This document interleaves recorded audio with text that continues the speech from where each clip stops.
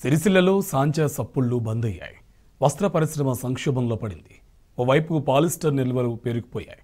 మరోవైపు ప్రభుత్వం నుంచి రావాల్సిన బకాయిలు, చేయాల్సిన పనులపై స్పష్టత లేకుండా పోయింది. కష్టాలన్నీ చుట్టుముట్టడంతో పరిశ్రమను బంద్ పెట్టాలని యజమానులు చెప్తున్నారు. వస్త్ర పరిశ్రమను, నేతన్నలను ఆదుకోవాలని బీఆర్ఎస్ వర్కింగ్ ప్రెసిడెంట్ కేటీఆర్ కోరారు.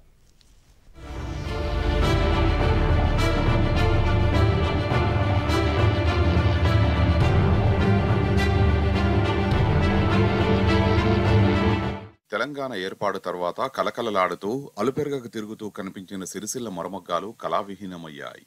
పని కరువై బూజు పట్టిపోతున్నాయి. పట్టణంలో గడప గడపన వినిపించే మొగ్గం చప్పుడు ఇప్పుడు చెవులు రిక్కించినా వినిపించడం లేదు. 30,000 మరమగ్గాలు మోగపోవడంతో వాటిని నమ్ముకొని ప్రత్యక్షంగా పరోక్షంగా జీవిస్తున్న 20,000 మంది కార్మికుల పరిస్థితి ఇప్పుడు అగమ్యగోచరంగా మారింది. ఏటా నవంబర్, డిసెంబర్ నెలల్లో ఇవ్వాల్సిన రాజీవ్ విద్యా మిషన్ ఆర్డర్లపై స్పష్టత లేకపోవడం, బతుకమ్మ చీరలకు సంబంధించి 200 కోట్ల రూపాయల బిల్లులు విడుదల చేయకపోవడంతో పాటు బతుకమ్మ చీరల కొత్త ఆర్డర్లపై ప్రభుత్వం నుంచి ఇప్పటి వరకు ఎలాంటి హామీ లేకపోవడం నేతన్నలను కలవరపెడుతున్నది. వీటన్నింటికీ తోడు దాదాపు 100 కోట్ల రూపాయల విలువైన పాలిస్టర్ వస్త్ర నిల్వలు పేరుకుపోవడం వారిని తీవ్ర ఆవేదనకు గురిచేస్తున్నది.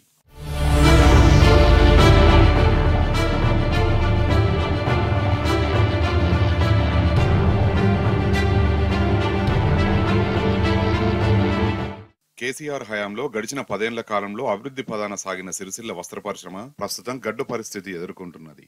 ప్రభుత్వం మారిన తరువాత పలు అంశాలపై స్పష్టత లేకపోవడమే ఇందుకు కారణం. సంక్రాంతి పండుగ నుంచే పట్టణంలో సాంచాల సప్పుళ్లు బంద్ అయ్యాయి. ఆర్వీఎం యూనిఫామ్ల ఆర్డర్లు, బతుకమ్మ చీరలు వంటి ఆర్డర్లపై ప్రభుత్వం స్పష్టమైన హామీ ఇవ్వకపోవడంతో తప్పనిసరి పరిస్థితుల్లో బంద్కు పిలుపునిస్తున్నట్టు పాలిస్టర్ అసోసియేషన్ వెల్లడించింది. వినాయక చవితి, దసరా వంటి పండుగలు, శుభకార్యాల సమయంలో అలంకరణ కోసం వినియోగించే పాలిస్టర్ వస్త్రాల తయారీకి సిరిసిల్ల పెట్టింది పేరు. ఇక్కడ తయారయ్యే పాలిస్టర్ వస్తువులు ఛత్తీస్గఢ్, గుజరాత్, మహారాష్ట్ర, ఆంధ్రప్రదేశ్ సహా 10 రాష్ట్రాలకు ఎగుమతి అవుతాయి. ప్రస్తుతం ఈ వస్త్రాలకు డిమాండ్ తగ్గడంతో దాదాపు 100 కోట్ల రూపాయల విలువైన వస్త్రాలు పేరుకుపోయాయి.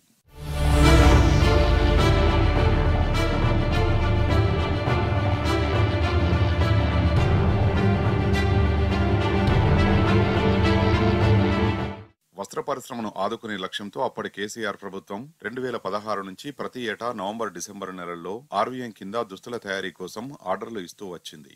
ఏటా 110 కోట్ల రూపాయల విలువైన ఆర్డర్లు ఇస్తూ నేతన్నల సంక్షేమానికి చర్యలు తీసుకున్నది. టెక్స్టైల్ పార్క్ ఇటీవల మరమగ్గాల్ని నిలిపివేయడంతో ప్రభుత్వం స్పందించి 70 కోట్ల రూపాయల విలువైన ఆర్డర్లు ఇవ్వడంతో పనులు తిరిగి ప్రారంభమయ్యాయి. అదే సమయంలో సిరిసిల్లలోని పవర్లూమ్లను ప్రభుత్వం విస్మరించింది. దీనికి తోడు ఏటా జనవరి, ఫిబ్రవరి నెలల్లో బతుకమ్మ చీరల కోసం ప్రభుత్వం ఇచ్చే దాదాపు 350 కోట్ల రూపాయల విలువైన ఆర్డర్లపైన ఇప్పటి వరకు స్పష్టత ఇవ్వలేదు. సిరిసిల్లలో తాజా బంద్కు ఇది కూడా ఒక కారణం.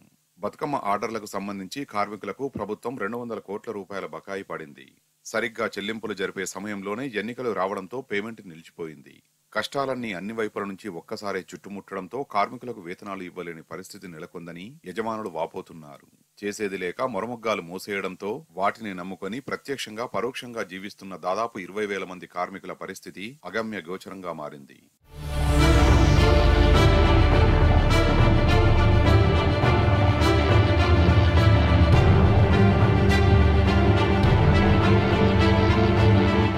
వస్త్ర పరిశ్రమను కాపాడాలని BRS working president MLA KTR ప్రభుత్వాన్ని కోరారు. సంక్షోభంలోకి వెళ్లకుండా గత ప్రభుత్వం చేపట్టిన కార్యక్రమాలను కొనసాగించాలని సూచించారు. నేతన్నల బలోపేతానికి మరిన్ని చర్యలు చేపట్టాలని సూచించారు. గత 10 ఏళ్లలో సిరిసిల్ల వస్త్ర పరిశ్రమ ఎంతగానో అభివృద్ధి చెందిందని, ఎంతో నైపుణ్యం కలిగిన పవర్లూమ్ నేతన్నలు అభివృద్ధి చెందడమే కాకుండా తమ కార్యకలాపాలను విస్తరించారని కేటీఆర్ గుర్తు చేశారు. బీఆర్ఎస్ ప్రభుత్వం అందించిన సహకారమే ఇందుకు ప్రధాన కారణమన్నారు. గత 15 రోజులుగా వస్త్ర పరిశ్రమపై వస్తున్న వార్తలు తీవ్ర ఆందోళన కలిగిస్తున్నాయని, ప్రభుత్వం వెంటనే స్పందించకపోతే చేనేత పరిశ్రమ తీవ్ర సంక్షోభంలో చిక్కుకునే ప్రమాదం ఉన్నదని కేటీఆర్ ఆందోళన వ్యక్తం చేశారు. సిరిసిల్ల వస్త్ర పరిశ్రమ సంక్షోభంలో ఉన్నదనే వార్తలపై ఆయన మంగళవారం ఎక్స్ వేదికగా స్పందించారు.